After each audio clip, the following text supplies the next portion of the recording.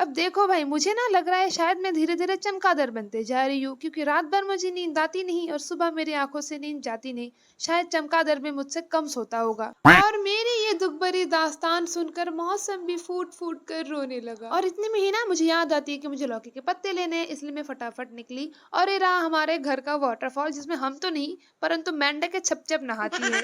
परंतु मित्रगणों, जैसे ही मैं यहाँ तक आई ना, इतनी जोरों की हवा चल रही थी कि मुझे लगा कि शायद मैं छाता लेकर उड़ ही जाऊंगी और मुझे बचाने कोई नहीं आएगा।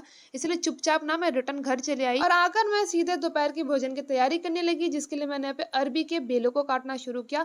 ये खाने में तो काफी ज्यादा स्वादिष्ट होते हैं, परंतु इससे ना हाथ बड़े काले गंदे पड़ जाते हैं, जो इजीली निकलती भी नहीं है। पहले तो दादी ही काटा करती थी, परंतु जब से दादी बीमार पड़ी है, सारा कुछ तो मुझे ही करना पड़ रहा है। सब्जी काटते काटते मैंने देखा कि बारिश कम हो गई, इसलिए मैं सीधे बाहर आ गई और लौकी के पत्ते कितने ताजे हैं, तो मैंने कुछ पत्तियां ले लिए। मुझे ना इसका भरता बनाना है, क्योंकि इसके भरते खाने में बहुत ज्यादा स्वादिष्ट है। आप भी कभी घर में ट्राई करो। तो मैंने बहुत सारी पत्ती यहाँ पे ले ली और घर में जाकर उसको अच्छे से धोया, धोकर इसको पीसेस में काट दिया और इसका भरता बनेगा। परंतु भरता मैं अभी तो नहीं खाऊंगी, मैं इसको रात को खाऊंगी, लेकिन इसको काट के रख देते हैं। और इतने में ही ना घमासान बारिश शुरू हो गई और जैसे ही मैं बारिश के मजे लेने बाहर आई ना, मुझे आवाज मिलते बनी की चीखने की, काफी जोर जोर से चिल्ला रहा था।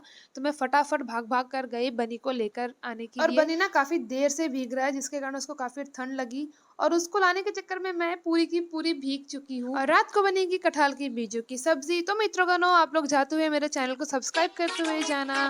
Bye bye.